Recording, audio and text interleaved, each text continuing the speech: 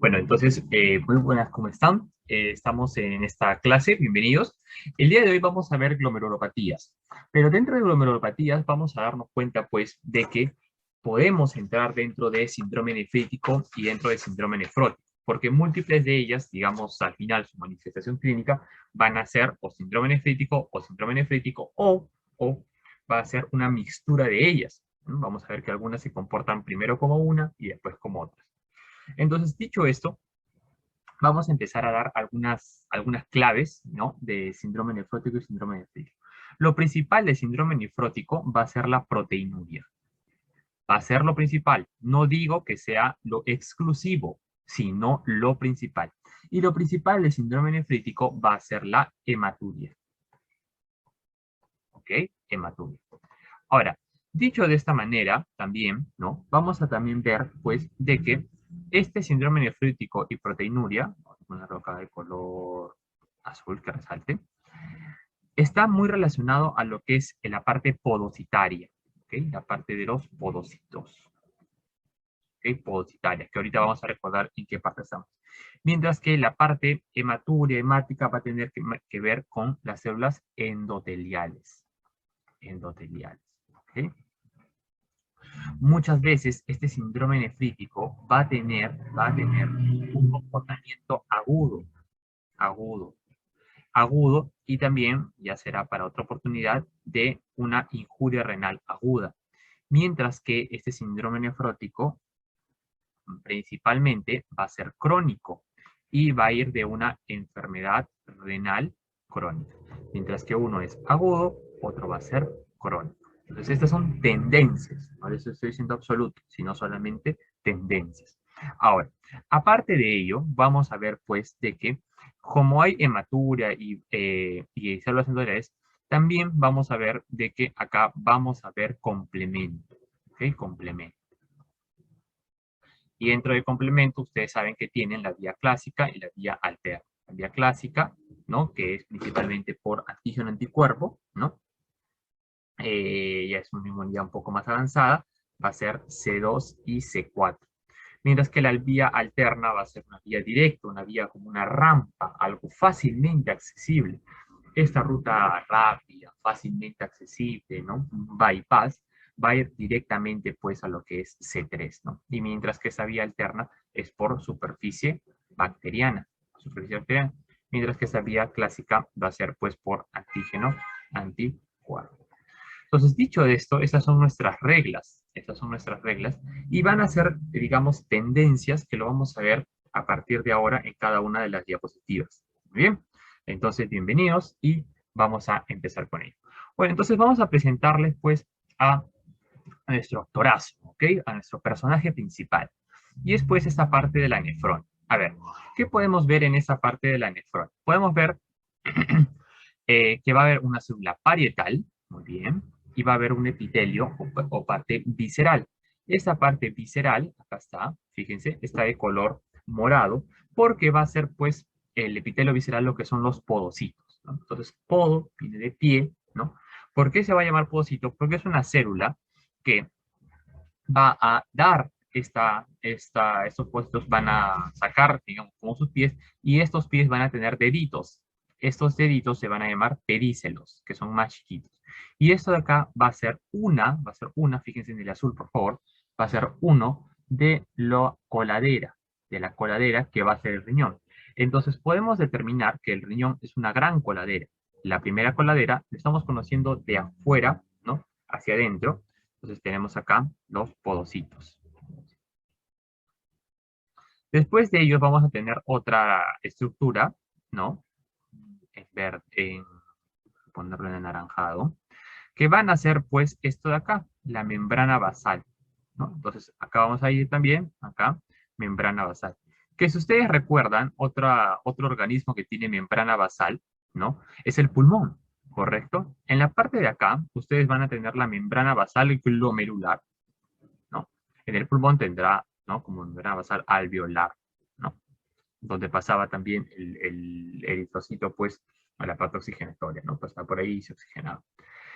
Y después de esto, ¿no? Ya en la parte más interna, vamos a tener Muy bien, creo que lo acabo de borrar. Ok, teníamos los podocitos, teníamos acá la membrana basal glomerular, y en la parte más interna teníamos pues lo que es este tapiz, que ahí está, del endotelio. Fíjense, ¿no? En la parte más interna está el endotelio. Entonces, dicho esto, ¿no? Dicho esto,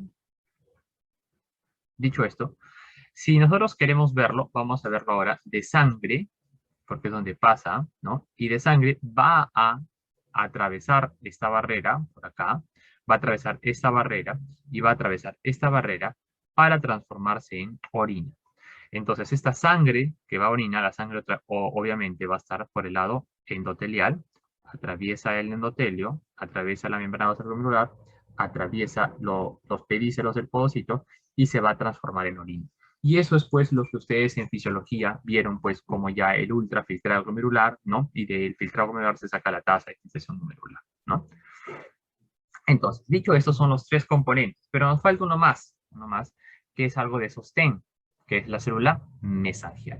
Entonces, esta célula mesangial va a ser de sostén, obviamente, ¿no? Y también va a liberar algunos factores de crecimiento, ¿no? Growth factors.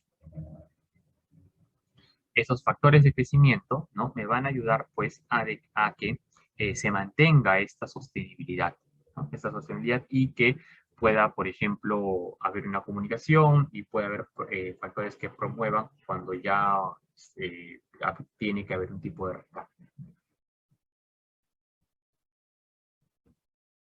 Correcto, entonces hemos hecho un zoom gigante, ¿no? Y en este zoom vamos a hablar, pues, de cómo es que pasa algo de la sangre a la orina, ¿no? Entonces, un poco de fisiología para recordar esta clase. Entonces, nosotros recordamos que dentro de la parte endotelial vamos a ir de afuera hacia adentro, ¿no? Entonces, dentro de la parte endotelial nosotros vamos a tener el glicocálix. Este glicocálix se va a dividir en lo que son los GAG y los PG. Los GAG son los glucosaminoglicanos y los otros van a ser los proteoglicanos. Entonces, tenemos glucosaminoglicanos y proteoglicanos. Los glucosaminoglicanos se van a dividir en heparan y conduitrinsulfato, mientras que los proteoglicanos en perlican y persican. ¿Ok? Ahora, ¿no? Lo importante es que ustedes conozcan de que hay glucosaminoglicanos. Y está acá resaltado, porque una de sus principales características es la carga aniónica. Entonces, me va a ayudar porque acá va a haber un montón de carga negativa. Y obviamente, ¿no? Negativo va a repeler otro tipo de cargas para que negativo con negativo se van a repeler para que así sirva como un campo, digamos, electromagnético, ¿no? En el cual negativo con negativo y se dispara, no permite que ingrese. Entonces, eso es lo importante del glicocálix y el con la carga negativa. Después vamos a tener, pues, esta membrana basal glomerular, ¿correcto? Y acá vamos a tener algunos actores también, que va a ser la laminina y el colágeno 4, que van a ser muy importantes, ¿no? También va a haber proteoglicanos, hidrógeno, pero principalmente vamos a tener pues la laminina y el colágeno 4. ¿Para qué me va a ayudar esta membrana basal glomerular? Para la selectividad por tamaño. Me va a ayudar para el tamaño. Y ahorita vamos a ver un poco más de esto. Después también, ¿qué vamos a tener? Vamos a tener pues de que dentro de este podocito que va a secretar su pedicelo, vamos a tener pues de que van a haber, dentro de este cuerpo, va a haber integrinas que integran, y esta integrina se va a anclar con esta laminina y colágeno 4 para que se fije a ella. Entonces, integrina con laminina y integrina con colágeno tipo 4. Y de esta manera va a estar bien anclada este podocito. Pero así como las integrinas integran este podocito a la membrana basal con la laminina y el colágeno 4, vamos a tener otros que también son importantes, ¿no? Podocina también. Y vamos a tener acá dos factores también importantes, que es la actina. O sea, me acuerdo de actina, actina-miosina. Ya, eso era de célula muscular, ¿no? Claro. Entonces, si ustedes se acuerdan, ¿no? La actina permitía, pues, este tipo de compresión para que sea algo retráctil. significa que les estoy diciendo de que también esta parte del pedicelo va a poder tener un componente retráctil y va a estar bien anclado a lo que es la nefrina. Fíjense ustedes acá, actina con actina, ¿no? Vamos a poner que este de acá es la actina, va a estar bien anclado, acá está la actina, va a estar bien anclado con la nefrina. Entonces, ¿qué es la nefrina? La nefrina viene a ser acá, si ustedes han visto de repente en sus países, ¿no? Que a veces hay algunos puentes retráctiles, ¿no? Entonces, esto de acá se va a poder abrir, ¿no? Se va a poder abrir y va a poder estar así. Y esto de acá también se va a poder abrir y va a poder dejar cosas, ¿no? Y por acá va a haber un tipo de trance. O de repente se van a poder cerrar, ¿no? Van a estar cerrados, esto de acá, ¿no? Y no va a pasar, no va a pasar. Entonces, dicho esto, esta actina, ¿no? Como tiene un componente retráctil, va a hablar con lo principal del diafragma. Entonces, endotelio, membrana basal glomerular, pedicelo podocito y diafragma. Y este diafragma que ustedes ven acá, su principal componente va a ser la nefrina. Y va a ser muy importante porque va a mantener la polaridad, va a ayudar a la citoarquitectura, claro, porque va a estar acá pegado con lo que es la actina. Señalización celular, o sea, va a tener también alguna forma de comunicación y va a controlar la filtración celular, porque ya dijimos que es como esos puentes, ¿no? Que se pueden abrir para dejar pasar y se pueden cerrar para no dejar pasar. Entonces, muy bien, ya estamos con todo ello. Pero fíjense ustedes, pues, de que en esta parte vamos a tener también lo que se llama la podocalixina cializada. Esta podocalixina cializada me va a dar, no, algo electronegativo. Fíjense acá cómo estamos con electronegativo. Acá estamos con iones. Entonces, estamos reafirmando de que estamos frente a un gran componente electronegativo. Pero ¿para qué servirá este componente electronegativo? Preguntarán ustedes, ¿no? Entonces, ¿para qué? Porque va a haber, ¿no? Algunos tipos de moléculas, como por ejemplo la albúmina, que va a ser negativa. Entonces, negativo con negativo se van a chocar y no va a permitir de que estos de acá protruyan, ¿no? Salgan y ustedes pierdan proteínas. Por eso que en fisiología ustedes decían de que no se pierde proteínas por la orina en una persona normal, ¿no? Bien. Ahora, antes de hablar de la albúmina, vamos a hablar de dos factores importantes. Bien, fíjense, lo que está en ese color, obviamente ustedes saben que pertenece a este podocito pedicelo, va a ser el factor glomerular, ¿no? Del endotelio. Significa que este va a tener una estrecha comunicación con el endotelio. Va a tener una estrecha comunicación con el endotelio. Entonces, mire, va a ir a inversa, de orina para sangre, fíjense ustedes. Y este color que está diferente después, porque en la diapositiva anterior ustedes estaban con lo que es el mesangio. Y este mesangio va a tener también una comunicación con este endotelio, ¿no? Y esta va a ser parte de la señalización celular. Entonces, como son factores de crecimiento, va a tener que ver con la regulación. Pero también juega una doble cara, porque si esto se malogra, también van a poder hacer señales de fibrosis que lo vamos a ver en el futuro. Correcto, entonces dicho esto, ya tenemos, ¿no? Lo que es la carga aniónica, tenemos la selectividad por tamaño, ¿no? Ahora, ¿qué nos falta? ¿No? Entonces tenemos acá, ¿cómo es de qué pasa? ¿Qué barreras tenemos? Entonces vamos a fijarnos primero, pues, en las unidades, ¿ok? Nanómetros se refiere a diámetro, ¿no? ¿No? Y fíjense ustedes de que en este espacio entre uno y otro va a dar de 60 a 100 nanómetros. Un nanómetro es igual a 10 Armstrong. Entonces, más o menos vamos para hablar en promedios, ¿no? Cifra fácil, 100 nanómetros, ¿ok? O sea, 1000 Armstrong. 1000 Armstrong de espacio. Y mientras que acá va a haber, ¿no? Si lo pasamos a Armstrong también, 120 Armstrong de espacios acá. 120 Armstrong de espacio. Entonces tenemos 1000 Armstrong y 120 Armstrong de espacio para que pueda pasar. Pero si acá pasaría 120 Armstrong, la teoría a mí me dice de que normalmente solamente pasan de 18 Armstrong. Entonces significa de que no solamente va a haber algo por tamaño, sino también va a haber algo por carga. Si es muy grande, va a ser solamente por tamaño, porque estamos hablando de acá. Pero, si va a ser pequeña, vamos a hablar también de carga, Ahora, dicho esto, entonces, por ejemplo, ¿no? Acá solamente va a pasar algo de 18 angstrom. Ahora, la albúmina va a pesar 71 angstrom. Entonces, no va a poder pasar, ya sea por tamaño, ¿no? Pero principalmente, ¿no? Va a ser por carga, porque recordemos que el albúmina va a tener una carga negativa. Igual el eritrocito, imagínense, este sí va a ser puramente por tamaño, pesa 70.000 angstrom. 70.000 angstrom, básicamente 70.000 angstrom, o sea, más o menos 7.000 nanómetros, y deja solamente pasar 7 nanómetros. Entonces, un eritrocito acá debe estar acá gigante, ¿no? Jamás va a pasar por ese espacio. Entonces, dicho esto, no va a haber albúmina y tampoco va a haber eritrocitos.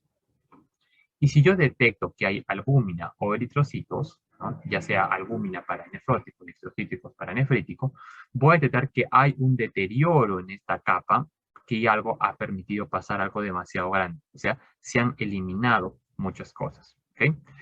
Y aparte de los angstrom que estábamos hablando, también tenemos que hablar pues de los kilodaltons, que va a ser peso molecular, ¿no? Entonces la albúmina, ¿no? Su peso molecular de la albúmina bioquímica era 65, 69 kilodaltons. Y también, como les había comentado, según los kilodaltons, ¿no? Según su peso molecular, va a determinar si esta coladera va a ser por carga y tamaño o solamente por tamaño. Entonces, dicho esto, hemos conocido pues a los actores principales de nuestra clase.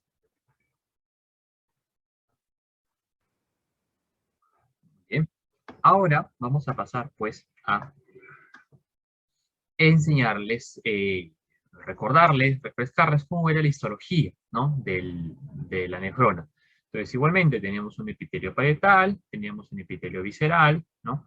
Este epitelio visceral era pues los pocilojos pedícelos, ¿no? En la parte de afuera, en la parte de adentro teníamos el mesangio, ¿no? Que nace de acá este mesangio que brinda un sostén también, ¿no? Y se sirve para comunicarse. Y teníamos pues, acá no lo vamos a ver directamente, pero tenemos un gran eritrocito y sabemos pues de que esto de acá viene a ser la capa endotelial, ¿no? Después la membrana vascular y ahí nomás se está comunicando con los pocitos pedícelos. Muy bien. Entonces, hablando de esto, vamos a tener de que vamos a hablar en este capítulo mucho de lo que es la parte de la inmunidad, ¿no? Entonces, ustedes recordarán que hay inmunocomplejos, ¿no? ¿Qué significa un inmunocomplejo? Un antígeno con un anticuerpo. Ya está. Entonces, va a haber momentos en los cuales se va a fusionar, ¿no? Este anticuerpo con a un antígeno que está en otra parte del cuerpo, va a estar circulando, y una vez que esté circulando va a viajar y va a llegar a esta coladera como toda la sangre. Entonces se va a establecer pues acá. Y ahora la pregunta es, ¿dónde se va a establecer? Entonces, atraviesa, vamos primero de sangre, endotelio, y va a hacer un depósito subendotelial. Fíjense ustedes, endotelial. Entonces, si ahí está su endotelio, va a formar acá como bolsones subendoteliales, fíjense ustedes, ¿no? Y después ya no va a poder pasar por la membrana basal glomerular y tampoco pues por los podocitos o pedícelos, ¿ok? Ahora, si hablamos de algo in situ, vamos a tener in situ, que significa que el antígeno va a estar dentro del cuerpo, entonces dentro de la nefrona. Entonces, si tenemos que el antígeno va a ser dentro de la nefrona, por ejemplo, tenemos anticuerpos contra el antígeno de la membrana basal glomerular. Ahí está su membrana basal glomerular. Y van a ir estos anticuerpos, ¿no? Van a estar circulando por la sangre y se van a unir justamente acá. Entonces, cuando ustedes vean de repente algún tipo de lámina, ¿no? O de, ¿no? O de inmunofluorescencia, ustedes van a ver de que esta parte se va a estar bien marcada como si fuera una línea, miren, ¿no? Justamente es esto. Mientras que en esta parte de acá lo veíamos como bolsones. Acá lo veíamos como una línea, porque va solamente contra la membrana vascular. Pero no solamente va a ser la membrana vasoglomerular el antígeno, sino, por ejemplo, puedo tener yo un antígeno glomerular, ¿no? Que principalmente el antígeno ya no va a ser la membrana, sino va a ser este podocito pedicelo. Miren, ahí están sus pedícelos del podocito. Y dije, va a atravesar todo ello y se va a fusionar acá, ¿no? Va a fusionar acá. Entonces, miren cómo lo estoy poniendo de diferente manera. Y esto va a ser la nefropatía membranosa, porque va a formar como unas membranas. El de acá va a ser más lineal, miren, como una serpiente. El de acá no, va a formar como unas membranas. Lo estoy poniendo ahí, ¿ok? A grandes rasgos. Entonces acá, bolsones, acá línea y acá común. Entonces, fíjense, ya sea donde ustedes desean, ¿no?, encontrar, mientras que uno es el endotelio, otro es la membrana va a ser glomerular, acá, ¿no? Y otro va a ser ya la parte podocital. Y ustedes obviamente ya saben por la primera lámina, ¿no?, que cada uno va a tener una clínica diferente, ¿no? Endotelio va más para nefrítico, mientras que podocito va a dar más para nefrótico. Entonces, en esta clase vamos a hablar de complemento, como les había mencionado, células mesangiales que les había comentado, que daban estos growth factors, ¿no? Y también esto de hacer el transformante beta, ¿no? Y ese transformante beta era muy importante para algo que vamos a ver en el futuro, que va a ser la fibrosis. Fibrosis. Y también, bueno, acá leucocitos, ¿no? Leucocitos que van a estar ahí circulando. Entonces, una división que a mí me gusta es esta. Vamos a hablar de glomerulonefritis aguda, glomerulonefritis crónica, síndrome nefrótico y anormalidades urinarias asintomáticas. ¿Okay? Es una división más coherente, ¿no?, y que me ayuda pues a localizar cada uno en dónde está. Entonces, en una glomerulonefritis aguda, vamos a hablar de una glomerulonefritis aguda. Como su mismo nombre lo dice, dice glomerulonefritis. Entonces, vamos a hablar entonces acá del síndrome nefrítico. ¿Ok? Vamos a hablar causas infecciosas, causas reumatológicas. Entonces, si mucha de esta bibliografía se obtiene, pues, porque ha sido muy bien visto en microscopio. Entonces, muchas veces el microscopio ha sido la primera clasificación de este tipo de enfermedades. Entonces, los patólogos que veían esto, veían de que había glomerulonefritis en forma de semiluna. ¿Ok? En forma de semiluna. Entonces, y estas semilunas, ¿no? Ahí está, semilunas, rápidamente podían, con el tiempo, llegar a acumularse.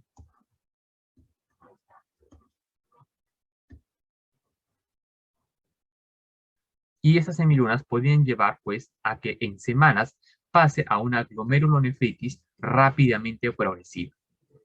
Rápidamente progresiva. Entonces, ¿cuál era la parte de la glomerulonefritis? ¿No? Había hematuria principalmente. Podía más o menos haber un tipo de proteinuria, pero a un rango específico. Había una disminución de la tasa de filtración glomerular y obviamente si estamos hablando de síndrome nefrítico, estamos hablando pues de daño de capilares, ¿ok? Daño de capilares. Y ya la rápidamente progresiva era porque tanto era el daño, de que, ¿no? En semanas podía llevar a una insuficiencia renal, ¿no? Oligúrica. Y que muchas veces ya después se fibrosa y ya no se va a poder recuperar.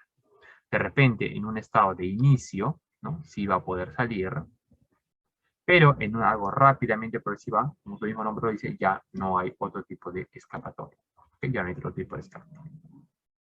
Entonces, muchas de esas enfermedades, como glomerulonefritis agudas, van a tener un comportamiento en semilunar que puede evolucionar más o menos a una rápidamente progresiva. Entonces, vamos a hablar de síndrome nefrítico. A ver, vamos a hablar de cosas que son definitivas y variables. A ver, ¿cuál es lo definitivo que define, ¿no?, a síndrome nefrítico? Hematuria glomerular. No se confundan porque la hematuria no solamente puede ser glomerular. Si ustedes tienen un accidente de tránsito y se caen sobre su pelvis, puede haber una fractura de uretra y tener una hematuria externa. O también en la parte de su vejiga, un NM o una piedrita que quiere salir por ahí y rasga. Puede haber hematurias que son postglomerulares. Pero esta hematuria glomerular significa que es una hematuria que ha tenido que pasar por esa triple barrera, ese eritrocito gigante que dijimos, ha tenido que pasar por esa triple barrera. Entonces, como ha tenido que pasar, vamos a hablar de los crenocitos. Fíjese, ¿cómo es un crenocito? Ahí está, todo crenado, como si estuviera apachurrado porque ha pasado apachurrado por esta coladera. Aparte de ello, también, ¿no? Esta hematuria también se va a poder manifestar por estos cilindros hemáticos, ¿ok? Cilindros hemáticos. Entonces, un cilindro hemático viene a ser, pues, la proteína de Townes-Horsfall más los eritrocitos que están dentro de ello, ¿no? Y como es una matriz que agrupa a todos ellos, va a ser un cilindro hemático, ¿ok?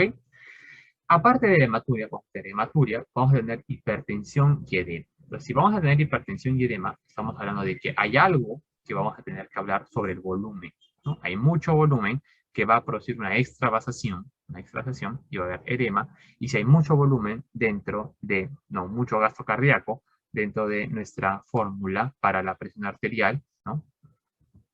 Entonces, va a haber mucho gasto cardíaco y esto directamente proporcional va a elevar la presión arterial, ¿okay? Más que todo por el gasto cardíaco. Vamos a hablar de volumen. ¿Qué puede ser variable? Oliguria. Si vamos a llegar a una insuficiencia renal aguda, ¿no? O como ahora nos llaman, injuria renal aguda, que llaman ahora, va a tener pues el término de oliguria. Va a haber, miren, una proteinura, pero va a ser leve, ¿no? O una proteinura no nefrótica, también le llaman algunos, no nefrótica. Vamos a ver después cuánto es nefrótico, y menos de esto, va a ser no nefrótica. Y va a haber una retención nitrogenada, ¿no? Entonces, oliguria, retención nitrogenada son cosas que acompañan a una AQI, ¿no? Entonces va a haber una disminución de la tasa de filtración glomerular. Ahí está, fíjense, el edema, ¿no? Que deja fovea. Es un edema blando, fíjense que es en las partes de los miembros inferiores, ¿no? Y que no está acompañado al pasar el día, ¿no? El paciente se puede levantar con este edema, ¿no? Porque va a tener una dependencia renal. Entonces, causas de glomerulonefritis aguda. A ver, tenemos postinfecciosas, por ejemplo, la glomerulonefritis aguda post-estreptocócica, ¿no? ENAPE. Endocarditis. Hay endocarditis, ¿no? De que dentro del daño a la válvula, ¿no? Se disparan estas bacterias y van a llegar a la coladera, que es el riñón. Vamos a hablar también de glomerulonefritis primarias, como la membrana proliferativa, IgA, y multisistémicas, que va a haber bastante con reumato, ¿no? Ahí tenemos al lupus eritematoso sistémico, púrpura de Henoch-Schönlein y vasculitis dentro de sus ramas de pequeño vaso.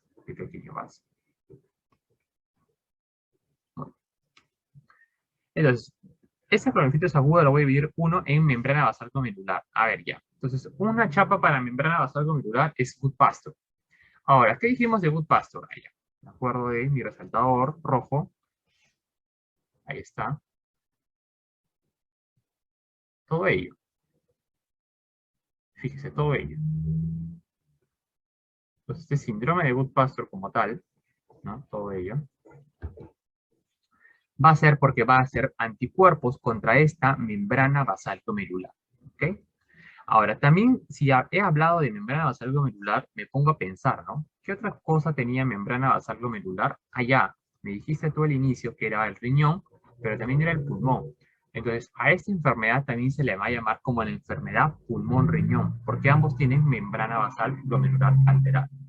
Entonces, ¿qué va a tener de membrana basal glomerular? Si estoy con glomerulonefritis, sí o sí, ¿no? Hematuria, hipertensión, edema, ¿no? La triada, hematuria, hipertensión, edema. Entonces, sí o sí voy a tener hematuria, ¿no? Dijimos de que puede más o menos haber proteinuria, o sea, no nefrótica. Y como es de pulmón, va a haber hemoptisis, porque se daña esto. Entonces va a ser prácticamente un sangrado por la orina, ¿no? Que se rompe esta coladera, y un sangrado que va a llevar al final la boca, porque se rompe pues esta coladera, ¿no? Hay que entenderlo de manera fácil, ¿no? Obviamente no es una coladera en la parte pulmonar, pero sí la renal, ¿no? Pero es para ayudarnos a entender y a memorizar. ¿Qué dijimos, señores? De que esto de acá se va a ver, miren, fíjense ustedes, no soy un patólogo, ¿no? De repente hay alguien que nos pueda ver acá, nos puede ayudar y va a saber mucho más sobre esto, pero a nuestro nivel tenemos que ver, pues, de que son así, ¿no? Fíjense, son así. Entonces, como si fuera una línea marcada, ¿no? Algo parecido ahí. Vamos a ver ustedes a grandes rasgos cómo se va a diferenciar de todo, ¿no? A grandes rasgos. El tema es identificarlos. Entonces, ¿cómo va a ser? Semilunar, ¿no? Fíjense ahí, por una semilunar. Ya está. Ahora, A grandes rasgos, ustedes díganme si hay alguna diferencia entre esta lámina en negativo, con inmunofluorescencia, y esta lámina de acá, ¿no? Entonces, si ustedes son juiciosos, esta parte de acá, miren, ¿no? Es diferente, ¿no? Es diferente y se va a formar como si fuera un tipo de coladera. Entonces, no va a ser igual, y miren ustedes cómo hay como un efecto moteado, ¿no? Como un efecto así moteado en estas partes de acá, ¿no? A diferencia, pues, de esto de acá que se ve más liso, que parece una serpiente, ¿no? Más liso. Acá no hay este efecto moteado. Miren, acá no hay ese efecto moteado, ¿no? Entonces, vamos a ver ahora acá. Nos metemos. A ver, ¿en qué estamos ahorita? En glomerulonefritis por inmunocomplejos, ¿no? Entonces, inmunocomplejos, ¿no? Me hace referencia a que estamos con antígenos y anticuerpos. Entonces, esos antígenos y anticuerpos van a estar relacionados a que va a haber una hipocomplementemia. O sea, se va a consumir la vía del complemento. Y ustedes ya van a elegir en el futuro si va a ser a predominio solamente de C3, ¿no? O también a predominio de C4. Acá hay varias combinaciones entre si es solo C3 o si es solo C4. Entonces van a ser inmunocomplejos, ¿no? De que van a consumir el complemento, por eso está abajo, o sea, va a haber un gran componente inflamatorio, claro, por eso hay itis. Y estos inmunocomplejos de varias enfermedades sistémicas, por ejemplo, postinfecciosas. Le dio a una persona, ¿no? Una faringoamigalitis, y después de 2 semanas hubo un problema del riñón. Clásico, que va a haber un problema renal. Esta GENAPE se va a llamar como la que es endocapilar, así se le va a llamar, endocapilar, ¿no? Endocapilar, la única endocapilar.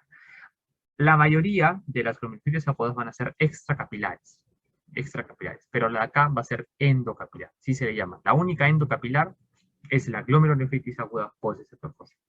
Pero también dijimos de que van a haber bacteriemias crónicas, ¿no? ¿Quién da bacteriemias crónicas? Endocarditis, ¿no? Básicamente por eso se da a altos cursos de antibióticos por muchos días. Fístulas arteriovenosas, ¿no? Que tengan un bypass, ¿no? Y llegan al riñón. Enfermedades multisistémicas como las reumatológicas, ¿no? Acá está el lupus, acá está crioglobulinemias y acá están las queridas vasculitis, ¿no? Y una vasculitis acá es la vasculitis por IgA, que es la púrpura de Genus-Scheulen. Entonces, esta vasculitis, esta púrpura de Genus-Scheulen también me va a dar, ¿no? Un problema de una artralgia, un dolor abdominal y también un problema renal, ¿ok? Un problema renal. Y también van a haber causas primarias como una glomerulonefritis membrano proliferativa, ¿ok? Membrano proliferativo. Muy bien. Entonces, como les había comentado, ¿no? En este caso, vamos a ver de que van a haber antígenos anticuerpos o superficie bacteriana. Y acá es un poco, ustedes tienen que entenderlo, de que sí o sí, ¿no? Bueno, en absoluto, pero en una gran probabilidad, la glomerulonefritis aguda post-estreptocócica, ¿no? Va a haber algo de la superficie bacteriana, ¿no? Que va a arrancar una vía alterna. Entonces, esta vía alterna va a consumir C3, pero no C2 ni C4. C2 que no se sensa, pero C4 sí se sensa. Entonces, vamos a tener el C4 normal y el C3 disminuido. Esto es clásico de una glomerulonefritis post-estreptocócica. Algunos, ¿no? Como por ejemplo las que son antígeno anticuerpo, ¿no? Estas del tipo A2, ¿no? Porque son glomerulonefritis aguda, A2, acá está. Algunas de estas glomerulonefritis aguda, ¿no? Por inmunocomplejos, como por ejemplo estas de acá, van a usar esta vía, ¿no? Antígeno anticuerpo. Entonces van a usar esta vía clásica. Como va a ser la vía clásica, van a disminuir C3, ¿no? Y C4. Entonces, las que van por esa vía van a disminuir C3 y C4. Pero clásicamente, la glomerulonefritis aguda post-citocócica va a tener esta disminución de C3, ¿no? Pero normal el C4. Va a actuar por la vía alterna, la glomerulonefritis aguda post-citocócica, y es endocapilar. Entonces, ustedes se dan cuenta, esta glomerulonefritis aguda post-citocócica va a tener dos diferencias. Por una parte, no va a ser extra, sino va a ser endocapilar. Y por otra parte va a disminuir el C3, pero no el C4. haciéndonos pensar de que estamos hablando de una vía alterna, Mientras que las otras, ¿no? De este grupo de glomerulonephritis ficticia aguda por antígeno anticuerpo, van a estar comprendidas en este C3-C4, porque antígeno anticuerpo, ¿no? Va a hablar, pues, de lo que es la vía clásica del complemento. La vía clásica del complemento. Ya está. Entonces, dicho esto, ¿no? Haciendo estas dos vicisitudes de la pues, citocócica, endocapilar y C3 y C4, vamos a decir, pues, de que también, aparte de esta activación, a pesar de que sea de la vía alterna, ¿no? Para dar esta disminución de C3 y normalización de C4, vamos a hablar, pues, de que también hay antígenos citocócicos propuestos, ¿no? Que después también se van a unir y también van a formar complejos antígeno-anticuerpos. También va a haber eso, pero clásicamente es solamente disminución de C3 y normal C4. Entonces, estos anticuerpos, ¿no? Va a ser el NAPIR, que es este receptor de plasmina asociado a nefritis, y la exotoxina pirógena del estreptococo B, ¿no? O sea, clásicamente el estreptococo. Entonces, esta de acá, el NAPIR y el SPEB, ¿no? Van a ser los antígenos que se van a unir con anticuerpos, ¿no? Y se van a depositar esos antígenos anticuerpos y van a inflamar. Cuando inflaman, van a llevar a la vía del complemento, ustedes saben muy bien, ¿no? Que dentro de ellos también vamos a tener las anafilactotoxinas, C3A, C5A, y también pues el complejo ataque de membrana, C5B a C9, ¿no? El complejo ataque de membrana. Y va a haber una necrosis fibrinoide. Como dijimos, esta necrosis se puede ver en semilunas o algo rápidamente progresivo, y también van a llamar a neutrófilos porque estamos hablando de una itis y es todo un tipo de inflamación. Entonces, hay una diferencia, pues, entre esto, sí, ¿no? Clásicamente, fíjense cómo está todo cargado, porque hay un montón de inflamación en esta parte, inflamación. Entonces, recordar, pues, un poco sobre los estreptococos, ¿no? Tenemos los alfa, los beta y los gamma hemolíticos. Los gamma hemolíticos son los enterococos, ¿no? Parte intestinal. Los alfa hemolíticos, los verdosos, ¿no? Parciales, hemólisis parcial. Estaba la neumoniae, y el viridians, ¿no? Neumonía y viridians para endocarditis. Y los beta hemolíticos, ¿no? Del grupo A, ahí tenemos al piógenes, beta hemolítico del grupo A, me da una faringitis o una escarlatina que me puede llevar, ¿no? A inflamaciones como fiebre reumática, ¿no? Cuando hablamos de corazón, y glomerulonefritis postcitocócica cuando hablamos de riñón. Y las de acá van a ser mediadas por anticuerpos, ¿no? Anticuerpos van a ser más de 2 semanas que van a dar eso. Justamente se cura esta faringitis y arranca un problema renal. ¿Con qué va a cursar la persona, el niño principalmente? No, con la tríada que dijimos, ¿no? Hematuria, hipertensión y edema. Hematuria, hipertensión y edema. Muy bien, entonces, ¿qué también hablamos del síndrome nefrítico, no? A ver, en esta parte, ¿qué dijimos sobre el síndrome nefrítico? Dentro del síndrome nefrítico tenemos que hay depósito de complejos capilares, ¿no? Y en el mesangio, entonces, si es capilar, hablamos de nefrítico, y si es del mesangio, también el mesangio se va a comportar como una molécula inflamatoria. Va a haber una gran multiplicación del mesangio por los factores de crecimiento que dijimos anteriormente, y va a haber un daño capilar. Este daño capilar me va a llevar a dos cosas: a una hematuria glomerular, claro, que va a ser microcítica y macrocítica. Entonces, no todas las hematurias van a verlas ustedes. Siempre va a haber microcítica porque pasa por acá, obviamente va a haber una hematuria, ¿no? Va a haber más de 10 recuento de eritrocitos por campo, pero también va a haber una macrocítica, ¿no? Y va a ser esta macrocítica porque definitivamente, pues, no todo se va a manifestar a la vista, ¿no? A la vista. Entonces, una hematuria glomerular, y aparte de ello va a haber una proteinuria leve, ¿no? Entonces, una proteinuria leve, no llega a rango nefrótico.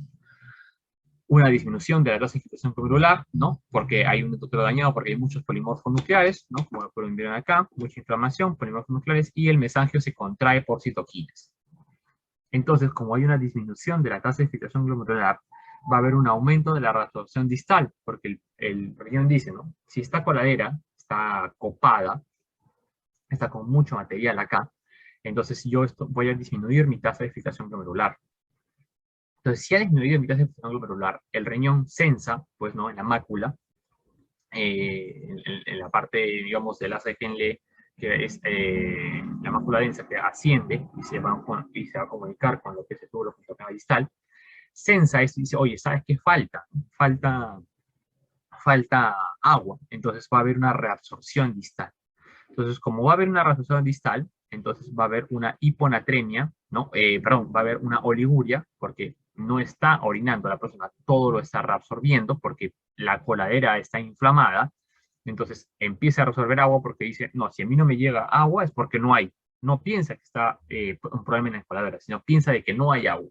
Entonces, si no hay agua, fácilmente yo no orino y todo eso entra pues a mi sangre, a mi sistema a mi sistema vasculatorio, vascular. Entonces, si hay esta oliguria en esta zona porque no hay orina, ¿no? Entonces, el sodio urinario va a estar disminuido. ¿Por qué? Porque también no quiero eliminar agua, no quiero eliminar sodio. Entonces, restringo el sodio para mi cuerpo, restringo el agua para mi cuerpo y elimino poco sodio, hiponatremia, poco sodio urinario y elimino poca agua, oliguria. Ahora, si esta agua no está eliminándose, ¿dónde está? Yo he dicho que lo reabsorbo y lo paso a la parte vascular. Entonces, si lo paso a la parte vascular, va a generar un edema. Pero este edema va a ser característico porque va a hacer en zonas, miren, principales como periorbitario, o sea, alrededor orbicular. ¿No? Periorbitario, clásicamente el niño, después de una glomerulonephritis postcócica, me va a dar este edema periorbitario pretibial, ¿no? Como lo dijimos, y también escrotal. Fíjese que hay zonas, ¿no? Periorbitario, ¿no? Pretibial y escrotal. Entonces, si estas zonas me van a ayudar, pues, de que a identificar el edema. Periorbitario, nunca se olviden de esta palabra periorbitario, por favor. Entonces dijimos, ¿no? Si hay poco sodio en la orina, poca agua en la orina, oliguria, entonces esta agua va acá y incrementa el volumen extracelular, ergo el gasto cardíaco, y este gasto cardíaco también va a elevar la presión. Entonces vamos a tener hipertensión. Entonces fíjense acá cómo hemos cumplido con la triada, ¿no? Principalmente que hematuria, que va a ser un problema en la coladera por una gran inflamación, sistema nefrítico, la mácula densa no lo sensa, dice, oye, no, ¿sabes qué? Acá falta agua, empieza a reabsorber agua y sodio, elimino poco sodio en la orina, poca agua en la orina, oliguria y disminución de sodio urinario, y esa agua ingresa al vascular, edema, y este edema periorbitario y peritrivial también va a aumentar el gasto cardíaco, y este gasto cardíaco eleva la presión arterial y me va a dar una hipertensión. Fíjense ustedes cómo ya tienen pues la fisiopatología del síntoma nefrítico. ¿Okay?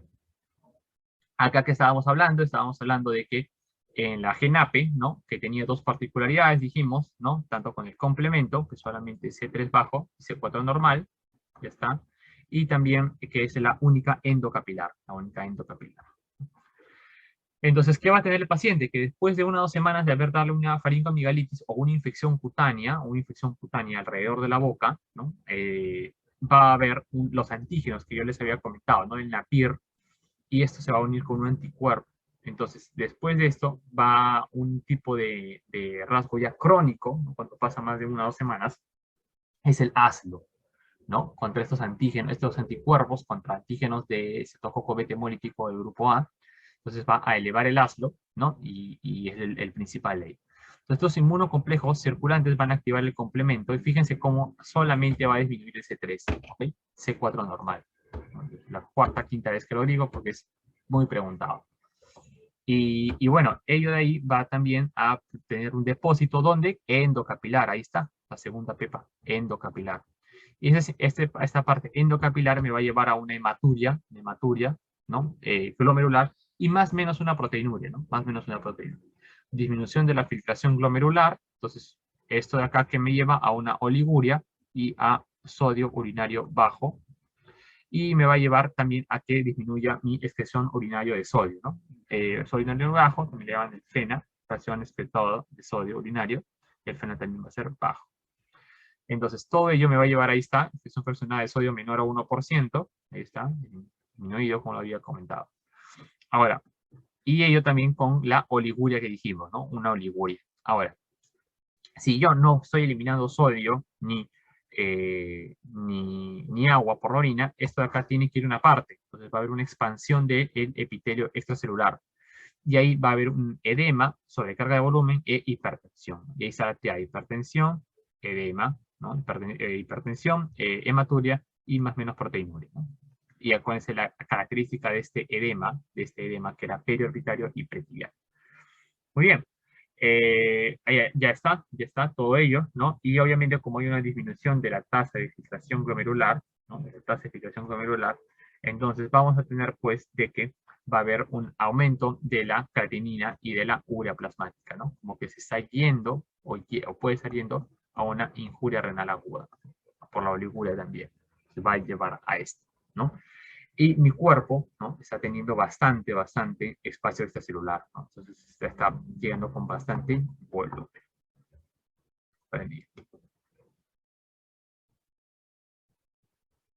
Ahora pasamos pues a lo que es la parte 3 de la glomerulitis aguda y vamos a hablar pues de los enfermedad por anticuerpos citoplasmáticos contra los neutrófilos. Para los amigos, los ANCA, ¿ok? Los ANCA se llaman también glomerulonefritis pauci-inmunitarias. Pauci significa poco, no nada, poco. Entonces, pausa inmunitaria, poco. Y que puede llevar a una glomerulonefritis necrosante, ¿no? Acá vamos a hablar mucho de lo necrosante porque es particularidad de estas vasculitis. Estas vasculitis son necrosantes, ¿no? Les gusta así.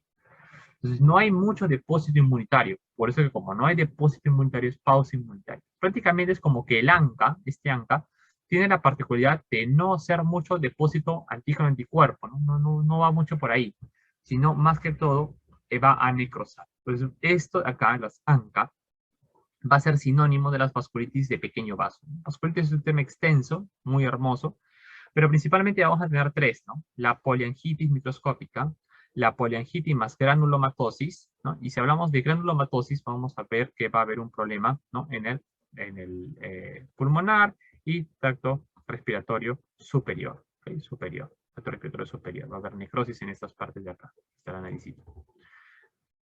Y también, igual, ahora, poliangitis más granulomatosis más eosinofilia. Entonces, si acá la particularidad es eosinofilia, acá lo principal es asma, ¿no? Asma, inmunoglobulina E, eosinófilos, ¿no? Y tracto respiratorio inferior, Entonces, esta poliangitis más granulomatosis antiguamente se llamaba Wegner y Churg-Strauss, pero hubo un problema y ya hicieron, aunque en verdad a veces en los libros lo siguen teniendo por los años que se han manejado, deberíamos todos hablar en ese término, ¿no? Poliangitis microscópica, poliangitis más granulomatosis y poliangitis más eosinofilia. PPG, PGE, más o menos. Entonces, estas ANCA, va a haber ANCA P y ANCA C, ¿ok? ANCA P y ANCA C. Entonces, esas ANCA P y ANCA C, ¿no? El ANCA-P va a ser el primero, la poliangitis microscópica, y el Churg-Strauss, ¿no? Y el Churg-Strauss. Y el ANCA-C va a ser solamente el del web. El web, ¿ok? Muy bien. Entonces, traten ustedes de ya no llamarle web de Churg-Strauss, igual conocerlo, porque estoy seguro que alguien lo va a decir con ese nombre, ¿no? En los hospitales lo van a llamar con ese nombre ineludiblemente por los años, pero acostumbrémonos a estos términos, ¿ok? Entonces, estas tres van a tener ANCA. Ya algunos van a tener ANCA-P o ANCA-C, ¿okay? Pero van a tener ANCA. Entonces, estos ANCA van a estar dentro de esta glomerulitis aguda. Ahora, también debemos hablar de una glomerulitis crónica, ¿no? De acá vamos a tener porque son 5 o 20 años de que va a llevar a una enfermedad renal crónica. Entonces, van a ser glomerulitis de que van a estar por mucho tiempo, mejor un poquito, cae, mejor un poquito, cae, mejor un poquito, cae, mejor un poquito, cae. Y a partir de estos de acá, ¿no? Por los años, van a llevar pues a una disminución crónica, ¿no? Todo ese tiempo y ya a veces a un daño ya irreparable, ¿no? Entonces tenemos la glomerulitis crónica esclerosante, que ahora con el tiempo va a esclerosar. Y este esclerosante va a ser el final de una glomerulopatía focal y segmentaria, que vamos a hablar en el final. ¿Okay? Glomerulopatía focal y segmentaria. Y también de esta membranosa. Entonces van a ser, como les había comentado, como esta escalerita, ¿no? Que van cayendo. La esclerosante y la membranosa. Muy bien.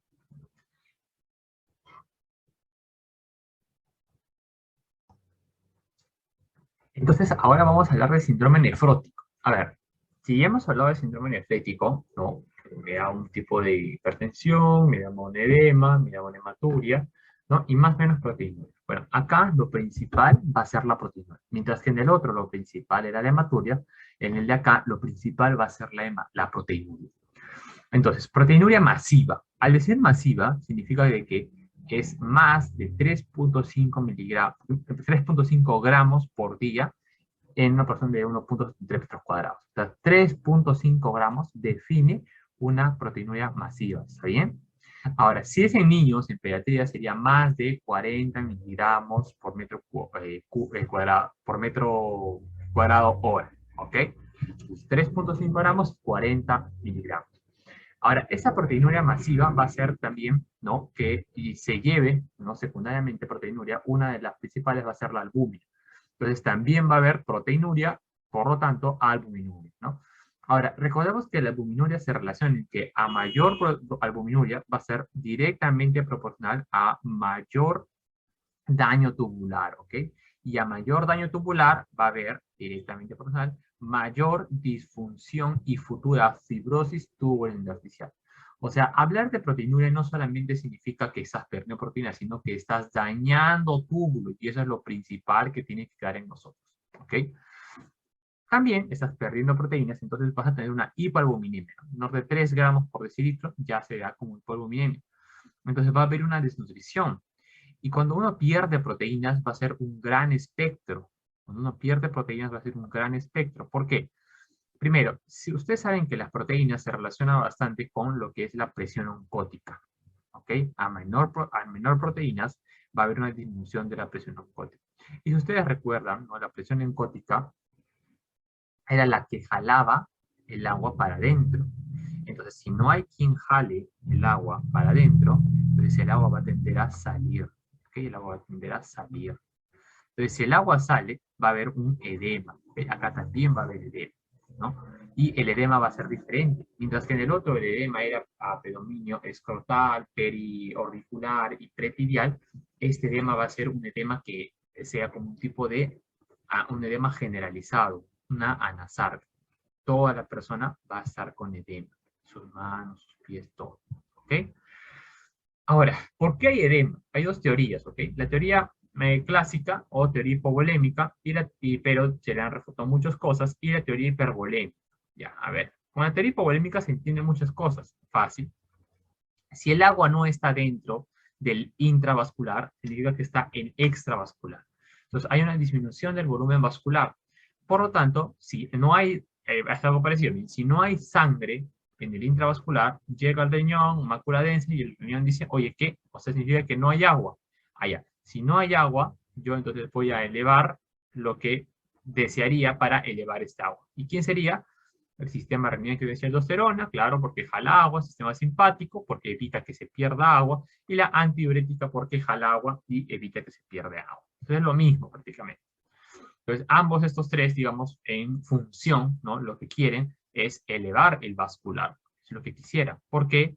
Porque esa teoría propone de que como hay hipovolemia, ¿no? La función, lo que quiere el cuerpo es elevar el vascular a través de los distintos sistemas angiotensina-aldosterona, simpático y AH. Cada uno tiene su particularidad y su lugar de acción. Sí, ¿no? Pero no es el momento para hablar de ello. Ahora, ¿por qué también? Porque puede haber un síncope, porque no hay agua en el intravascular, puede haber shock correctamente, y va a haber un daño tubular también acá, porque cuando hay hipovolemia también hay un daño vascular. Entonces hasta acá se cumple. Pero ¿cuál es el problema? Que cuando se hacen estudios ya más avanzados de fisiología, se descubre pues de que va a haber realmente no, va a haber un aumento o normal el volumen plasmático. O sea, el volumen plasmático no está disminuido. Entonces, más o menos para entender este mensaje, es pues de que no es de que no haya agua, sino que el agua no está en el intravascular. Entonces, ¿hay agua? Sí, hay mucha agua, o normal agua, pero este agua no está en el intravascular.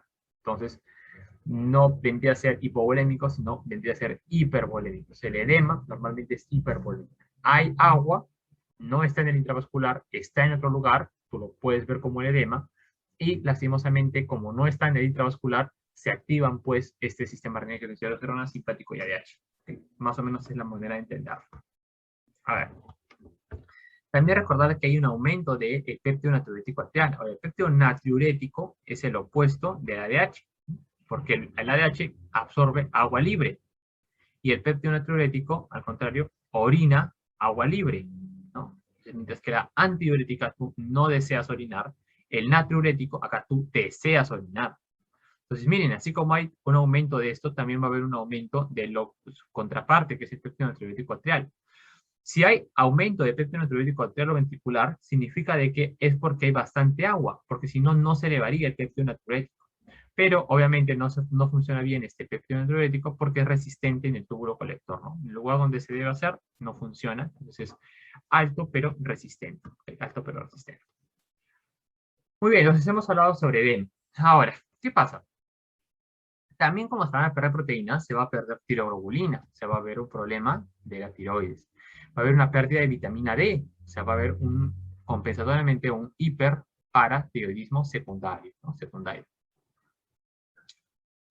Y también se van a perder en muchas de las partículas que sirven para ser antibacteriales. Entonces, por ejemplo, las inmunoglobulinas. No solamente va a ser la albúmina, sino también las globulinas. Y está la inmunoglobulina G, que sirven pues para la ozonización. ¿Y para qué sirve la ozonización? ¿No? Es una manera de condimentar la bacteria para que sea mucho más fácil que el macrófago se la coma. Entonces va a haber también una mayor probabilidad de infecciones porque está mal esta ozonización, entonces va a haber más infecciones en el cuerpo. Ahora, ¿qué más va a haber? A ver, también va a haber pérdida renal de la proteína C y la proteína S. La proteína C y la proteína S, si yo las elimino, ¿no? Normalmente estas de acá van a ser, la proteína C y la proteína S van a ser anticoagulantes. Entonces, si yo elimino los anticoagulantes, me voy a volver procoagulante. ¿Ok? Procoagulante. La proteína C y la proteína S eran anticoagulantes, ¿no? Si ustedes recuerdan la vía de la vitamina K, todo ello con la proteína C y la proteína S, eran anticoagulantes. Si yo pierdo esa proteína C y proteína S, entonces yo elimino lo anticoagulante, por lo tanto mi cuerpo se va haciendo procoagulante. Mi cuerpo se va haciendo procoagulante. ¿Y qué también va a haber? Va a haber también una eliminación de la antitrombina, ¿no? Si yo elimino el anticoagulante, ¿cómo va a ser mi cuerpo? Procoagulante. Entonces, en pocas palabras, todo lo que quiere decir esto es de que va a haber un problema de hipercoagulabilidad, ¿no? Y aparte de ello, ¿no? De procoagulante va a haber alto fibrinógeno. Entonces, ello va a ser hipercoagulabilidad. ¿Qué más tenemos? Infecciones, ya lo dijimos, ¿no? Como hay pérdida de inmunoglobulinas, pérdida de la ozonización, pérdida del complemento, entonces va a haber, sí o sí, esta persona va a tener una mayor tasa de infecciones, ¿ok? También dijimos de que puede haber una incuria renal al disminuir la tasa de filtración glomerular, ¿no? Y también, miren, acá va a aumentar el factor de crecimiento transformante beta, ¿no?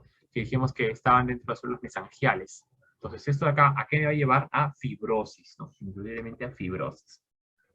Con el tiempo, el síndrome nefrótico me puede llevar a fibrosis, ¿no? Entonces, por eso que dijimos que el síndrome nefrótico va a haber más probabilidad de que haya un tipo de cronicidad, ¿no? Enfermedad crónica producida por la fibrosis. Pero siguiendo esa hipolinemia, el hígado piensa, ¿no? Y dice, oye, algo debo hacer para que esa presión oncótica no se vaya al suelo. O sea, algo debo hacer yo. ¿Ya qué puedo hacer? Fácil, ¿no? El cuerpo dice, fácil, elevo los triacilgliceroles. Entonces disminuye mi L-citincolesterol, transferasa, disminuye mi lipoproteína lipasa, y esto me va a llevar a una hiperlipoproteinemia, ¿no? Y va a ser a expensas del VLDL, ¿no? Si quitamos el kilomicrón, el VLDL era uno de los más grandes. Entonces, va a haber un aumento del VLDL, ¿no? Para que regule esta presión oncótica, queriendo, ¿no? Igualmente va a haber una pérdida de transporte de la vitamina D, fierro, cobre, zinc y todo eso, ¿no? Y como va a haber mucha hiperlipidemia, también va a haber lipiduria, Porque acuérdense de que acá la coladera está mal. Entonces, ¿hay más proteínas? No, hay menos proteínas. Pero para compensar esa pérdida de proteínas, sale los lípidos. Pero igual los lípidos igual se van a perder. A pesar de que haya más lípidos, también se van a perder. ¿Ok? Entonces, acuérdense pues de que el síndrome nefrótico no hablábamos, ¿no? No hablábamos de la parte hemática, sino hablamos de la parte de los pocitos con los pedíceos. Los pocitos con los pedíceos. Ahí está. Entonces, no hay itis, no hay polimorfonucleares, ¿no? Ahora, dentro del síndrome nefrótico tenemos síndrome nefrótico puro y síndrome nefrótico, entre síndrome nefrótico y algo más, ¿no? Que se acompaña, ¿ok? Entonces, el puro es la enfermedad de cambios mínimos, ¿no? Vamos a hablar después de ello, es un nefrótico puro. Pero vamos a ver también, por ejemplo, de que hay nefróticos que tienen nefróticos y nefríticos, ¿no? Como por ejemplo la glomerulopatía membranosa, ¿no? Como la glomerulopatía focalis espectaria. Van a tener de nefrótico y de nefrítico, ¿ok? Puede ser primario, puede ser secundario, causa de medicamentos, puede ser sistémico, puede ser viral y todo ello, ¿no? Es un común denominador cuando todo se sale de control. Muchas veces hay un montón de causas que al final le pueden llevar a un síndrome nefrótico, ¿ok? Y ya pasando en la parte D tenemos pues las anormalidades urinarias asintomáticas, ¿ok? Entonces, ellas acá vienen a ser anormalidades urinarias, hay un problema, ¿no? Hay un problema, pero hay pocos síntomas, ¿no? Hay pocos síntomas. Entonces tenemos, por ejemplo, la glomerulonefritis de IgA. Ya, entonces la teoría de la IgA, o enfermedad de Berger, ¿no? IgA, enfermedad de Berger, es la primera causa de glomerulonefritis en países desarrollados. A ver. Entonces, si hablábamos de glomerulonefritis, ¿no? En países en vías de desarrollo, como Perú, en vías de desarrollo, pues estaríamos hablando de glomerulonefritis aguda postestreptocócica. Pero si hablamos en países industrializados, ¿no? Podemos atenerla a la enfermedad, ¿no? De cambios mínimos. Cambios mínimos. Este es bastante frecuente, ¿no? En Perú, esta glomerulonefritis va a ser más que todo un síndrome nefrítico, ¿no? Mientras que la enfermedad de cambios mínimos va a ser un síndrome nefrótico. ¿Okay? Un síndrome nefrótico. Entonces, ya sea esta glomerulonefritis postestreptocócica en niños, ¿no? Paranefrítico, y en países desarrollados la glomerulonefritis por IgA, ¿ok? Enfermedad de Berger por IgA. Lo que les había comentado entonces, pues, de la enfermedad de cambios mínimos era de síndrome nefrótico. No se vayan a olvidar, no se vayan a olvidar. ¿Okay? Lo voy a volver a poner acá para que no se olviden. Entonces, si hablamos de cambios mínimos, va para nefrótico. ¿Okay? Si hablamos, es puramente nefrótico. Si hablamos de glomerulonefritis post-estreptocócica, ¿no? Ahí está. Estamos hablando de primera causa en países en vías de desarrollo, ¿no? En Perú, vías de desarrollo. Entonces, en vías de desarrollo para Perú, lo más frecuente es una glomerulonefritis postestreptocócica. Pero en países industrializados, lo más frecuente es una glomerulonefritis por IgA. Entonces, si la de acá era por estreptococo beta hemolítico del grupo A, ¿no? En el de acá, más o menos, miren, fíjense, ¿no? Se desencadena por infecciones respiratorias bacterianas o virales. O sea, ¿qué pasa? Hay infecciones respiratorias bacterianas o virales, y esas infecciones ustedes saben de que producen mucha mucosidad. Y cuando hay mucho moco, hay un aumento de la inmunoglobulina A. Entonces, esa inmunoglobulina A tiende, pues, a la sobreproducción de inmunoglobulina A. Sobreproducción de inmunoglobulina A es la fisiopatología y la causa. Entonces, esta inmunoglobulina A en demasiada cuantía llega acá y se deposita acá. Entonces se deposita y va a causar, ¿qué? Inflamación, ¿no? Es inflamación. No somos patólogos, ¿no? Pero acá está inflamado el glomérulo. Es muy diferente al glomérulo de la primera diapositiva. Está inflamado. Entonces, a pesar de que el mesangio no tenga un receptor para la fracción constante de la IgA, es prácticamente por el depósito de esto. Entonces, se deposita esto. ¿Y por qué? La causa sería que ¿por qué habría mucho IgA y hay demasiada disminución de lo que limpia, o de lo que debería limpiar, que es el retículo del retículo endoplasmático, ¿no? Entonces, esta red, digamos, que tiene por qué limpiar, ¿no? Este sistema que tiene que limpiar, ¿no? Los desechos también, hígado, vaso, va a estar disminuido. Entonces, hay mucha IgA por una parte, y hay una disminución de lo que limpia esta IgA. Entonces, esta IgA está en demasiada cuantía, ¿no? Y llega a haber un depósito mesangial. Entonces, más que todo, fíjense ustedes, es un depósito. No es, pues, de que esta IgA va contra el mesangio, porque no tiene receptores, sino que se deposita acá. Y este depósito, ¿no? Va a llegar a empezar a malograr este glomérulo. Ahora, fíjense ustedes, ¿no? Solo hay una hematuria y proteinura leve, que no producen síntomas. Es una proteína que no llega a producir clínica, y es una hematuria que no llega a producir una clínica grande como la triada, ¿no? Bien, no hay edemas, no hay hipertensión, no hay disminución de la tasa de expresión glomerular. Pues esto me hace pensar que es una hematuria y proteinuria, ¿no? Asintomática, ¿no? o una hematuria proteinuria que no compromete la vida, ¿no? Y que va a pasar solo, va a pasar solo. Esta es la enfermedad de Berger. La enfermedad de Berger. Primera causa de glomerulonefritis en países desarrollados.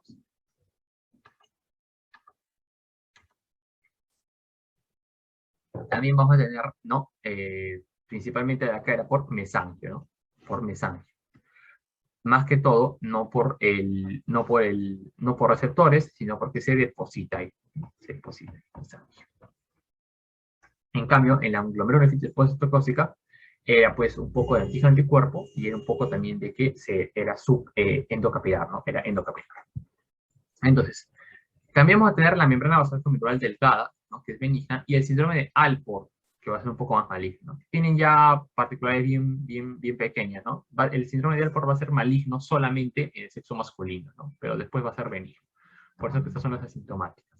¿Okay? También fíjense ustedes, ¿no? Va a haber hematuria, ¿no? Y de acá se va a acompañar, ¿no? De sordera neurosensorial y de lenticocono, ¿no? Que es la córnea, así.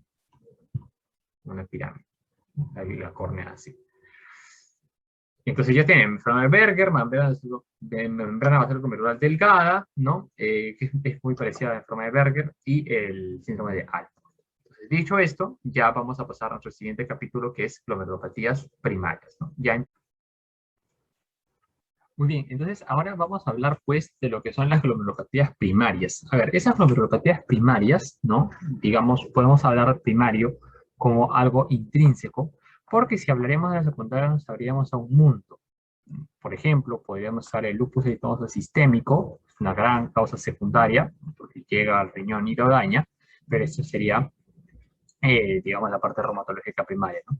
O también, bueno, por ejemplo, algún tipo de enfermedad crónica que llegue, ¿no? Entonces, dentro de las primarias, tenemos estas acá, a cambios mínimos, focal y segmentaria, la membranosa y la membrana proliferativa. Si se han dado cuenta, nosotros ya hemos visto muchas de estas a lo largo de la clase. Por ejemplo, enfermedad a cambios mínimos, hablamos de un síndrome nefrótico puro, ¿no? Síndrome nefrótico puro. Y si hablamos de la glomerulonefritis, membrana proliferativa, hablar de itis, hablamos de, en mayor probabilidad, un síndrome nefrítico. Entonces, estas dos tendencias están claramente marcadas. Ahora, pero dentro de la focal y segmentaria y la membranosa, hablamos pues de que son nefróticas que se pasan a nefríticas. ¿Sí? Empiezan como nefróticas porque hay un daño pugocitario y después se pasan a nefríticas. Y en estas acá estaban en tendencia crónica. Entonces, ¿por qué se pasan? Porque hay cronicidad. ¿Y por qué ellas pueden llevar a una enfermedad renal crónica? Porque hay cronicidad. Entonces, tiene un tipo de argumento lógico. Ahora, la enfermedad de cambios mínimos es la más frecuente de síndrome nefrótico en niños. ¿Okay? Nunca olvidar eso. Es la más frecuente de síndrome nefrótico en niños. En cambio, en síndrome nefrítico, veíamos pues la parte del Perú como en vías de desarrollo, como nefritis post-estreptocócica, y veíamos también de repente por IgA, ¿no? Que es países industrializados, la nefropatía por IgA, que estaba dentro de nuestras enfermedades urinarias asintomáticas. Ahora, esas glomerulosclerosis focal y segmentarias tenemos acá y la membranosa. Entonces, ambas, ¿no? Van a ser frecuentes, pero acá viene una particularidad, de que en el Perú, ¿no? Hay estudios en el Perú, reportan a la focal y segmentaria, ¿ok? Si somos de Perú, sería focal y segmentaria. Pero, por ejemplo, UpToDate en Estados Unidos dice que es la membranosa. Entonces va a depender de dónde se les hagan la pregunta sobre ese tipo de glomerulopatías. Yo pongo acá glomerulopatías y no pongo glomerulonefritis, ¿no? Ahora vamos a abrir un poco de cada una de ellas, ¿no? Entonces tenemos enfermedad de cambios mínimos, ¿no? 2 a 8 años, más frecuente de niños, ¿no? Síndrome nefrótico, muy bien. No es progresiva, entonces hay una función renal normal. Entonces, hay un síndrome nefrótico, pero después para. Entonces, ¿por qué hay un síndrome nefrótico? Porque hay una pérdida de carga, ¿no? Hay una pérdida de carga negativa. Entonces, ¿por qué? Porque va a haber un problema principalmente en los pogocitos. Si se dan cuenta, miren esos pogocitos cómo están borrados, ¿no? Solamente es un problema pogocitario, pero están borrados. Entonces, como están borrados, prácticamente, digamos, hay un problema al nivel de las proteínas. Síndrome nefrótico puro, no va a haber hipertensión ni hematuria. Y también hablamos, pues, de que enfermedad de cambios mínimos no va a llevar a un problema, digamos, macroscópico o microscópico en el sentido de una microscopía óptica, sino va a ser necesario una microscopía electrónica, ¿no? Porque no hay mucha facilidad de diferenciarlo versus otro glomérulo, ¿no? Entonces, igualmente, hay primarias, pero también recordar que hay cosas secundarias. En forma de Hodgkin, Ahrens, propiedad de poligea puede llevar a esto. Ahora, después tenemos la focal segmentaria, que es la más frecuente en adultos en el Perú. Entonces, ¿cómo se iniciaba esto? Era crónica, era un tipo de crónica. ¿Cómo iniciaba esto? Por un problema de nefrótico. Claro, pues podocitopatía era lo principal, ¿no? Entonces, en la membrana, la podocitopatía hacía de que digamos, se desnude esos podocitos, entonces va a quedar el endotelio, la membrana basal glomerular, se van a pegar a la cápsula de Bowman, ¿no? A la parte del epitelio parietal. Y como se van a pegar, va a producir sinequias y expansión mesangial, y una vez más tenemos al mesangio con la tasa de filtración, con el factor de crecimiento transformante beta. Entonces, ello me va a llevar a una fibrosis del endotelio, ¿no? Por el factor de crecimiento transformante beta. Va a ir de juxtamedular a cortical. Entonces, ¿va a haber problema de positopatía? Sí, va a haber problema de positopatía, va a haber un problema de síndrome nefrótico, un tipo de proteinoide. Pero a lo largo dijimos que hay una fibrosis también del endotelio. Entonces, a lo largo va a llevar también a un problema de hipertensión y hematuria microscópica. Entonces, va a ser un nefrótico, porque empieza en el podocito, que se va a transformar a nefrítico. Y como dijimos que era crónico, me puede llevar a una enfermedad renal crónica. Ahora, también tenemos, por ejemplo, la membranosa, que también va a ser una nefrótico, porque va a haber pequeños depósitos inmunes subepiteliales, claro, epitelial, estamos hablando de podocitos. Bien, también hay un poco de borramiento. Va a haber acá el depósito subepitelial, ¿no? Para podocitos, acá. Pero a medida que pasa el tiempo, también este depósito subepitelial, ¿no? Va a llevar a un síndrome nefrítico en el tiempo. Entonces, como es en el tiempo, va a llevar a hipertensión, hematuria microscópica y puede llevar a una enfermedad renal crónica. Hay algunos que remiten espontáneamente, pero otros que llevan a una enfermedad renal crónica. ¿Y por qué se le llama glomerulopatía membranosa? Porque justamente a la anatomopatología parece como membranas. ¿Por qué se le llama focal y segmentaria? Porque si nosotros vemos esto, ¿no? Vemos la extensión. Entonces vamos a decir, por ejemplo, que es focal, ¿no? Focal, cuando es menos del 80% o menos del 50% en lupus del glomérulo dañado. Y vamos a decir que es segmentaria cuando es menos del 25%, ¿no? De núcleos acá dañados, se forman así. Menos del 25% del riñón comprometido va a ser segmentario. Y si fuera más del 25%, ¿no? Esto es segmentario, va a cambiar a global. Más del 25% ya va a ser global. Y si el focal es más del 80% o más del 50% en LES, va a pasar a difusa. Entonces, esta focal segmentaria puede pasar a una difusa global. Y esta difusa global, al final, puede terminar, pues, en prácticamente una crónica esclerosante. Muy bien. Entonces, por eso. ¿Y por qué acá se llama cambios mínimos? Porque hay cambios, igualmente como su nombre dice, cambios mínimos. Acá en focal segmentaria porque es menos del 80% y menos del 25% del riñón. Acá membranosa porque parecen membranas. Y en la membrana proliferativa, ¿no? En la membrana proliferativa, se ve más que todo en países desarrollados, ¿no? No hay muchas series acá en el Perú. Entonces igual puede estar asociado a un montón de términos, ¿no? Y acá lo principal es que como es itis, estamos hablando de una hipocomplementemia. Entonces va a consumir complemento C3 y C4. ¿Okay? Ahora, acá se dice que empieza como es itis en un depósito subendotelial. Claro, porque es endotelio. Entonces fíjense ustedes acá, ¿no? Que como es endotelio, subendotelial, ¿no? Por la vía clásica, tipo 1. Pero también va a haber una que va a ser intramembranosa, tipo 2. Dice que también va a ser la vía alterna, ¿no? Que fíjense ustedes acá, como si quisiera imitar al Goodpasture, pero no es igual, ¿no? El Goodpasture es homogéneo todo. Entonces, el acá se llama membrana proliferativa, ¿no? Y va a ser en vías de tren, ¿no? ¿Tiene por qué ser proliferativa? Claro, porque es una itis, es una inflamación, ¿no? Y también esta de acá puede tender a la cronicidad. Ahora, un punto que no quiero que se me escape es respecto a la hepatitis B. La hepatitis B puede dar tanto membranosa como membrano proliferativa. Entonces, ¿de qué va a depender? Va a depender de cuál es el agente que está causando el daño, ¿no? Estamos hablando ya de secundarias. Por ejemplo, el antígeno es bien pequeño, entonces va a atravesar todas las capas, va a atravesar el endotelio, la membrana glomerular y se va a depositar subepitelial, ¿no? En los podocitos, porque es bien pequeño. Pero, por ejemplo, el antígeno de superficie es mucho más grande. Entonces, ese antígeno de superficie ya no se va a depositar subendotelial, ya no se va a poner subepitelial, ¿no? Ya no va a atravesar esto, sino ahí nomás en el endotelio. Va a ser subendotelial. Va a depender de este participio. Entonces, como les estaba mencionando, bueno, va a depender también, pues, acá de en qué partes nosotros tenemos el depósito, ¿no? Por ejemplo, tenemos depósito mesangial, ¿no? Todo lo que es IgA, púrpura de Escherichia coli, va con IgA, nefropatía por IgA, enfermedad de Berger, va con IgA. Y bueno, por ejemplo, también acá intramembranoso, ¿no? Por ejemplo, clásicamente la glomerulopatía membranosa, obviamente va a ser intramembranoso, ¿no? Subendotelial va a ser clásico de lupus, ¿no? Va a ser clásico de lupus. Y, por ejemplo, subepitelial va a ser de la glomerulonefritis aguda postinfecciosa, la postinfecciosa me va a poder dar un poquito de acá también de subendotelial y también de subepitelial, ¿no? Obviamente la membranosa también va a estar acá, el lado del subepitelial. Ahora, ¿qué más tenemos acá? ¿No? Estos segundos depósitos complejos. Entonces, como les había mencionado, ¿no? Entonces, por ejemplo, los cambios mínimos eran más que todo para nefrótico. La membrana proliferativa, ¿no? Era más que todo para nefrítico. Y focal segmentaria, que era la más frecuente en el Perú, iba para nefrótico, pero tenía hipertensión. Y la membranosa también tenía para nefrótico, pero tenía hipertensión. Entonces, si se dan cuenta, viene a ser pues un rango entre nefrótico y nefrítico, ¿no? Están combinados. Una que es pura, otra también más o menos pura, y las de acá que son crónicas que van de ótico a ítico. ¿No? Igualmente, hablarles de complemento, hablarles siempre de complemento, por ejemplo, ¿cuál es la clásica que era complemento C3 bajo, pero C4 normal? Acuérdense, pues, la glomerulonefritis postestreptocócica, ¿no? Clásicamente era esta de acá.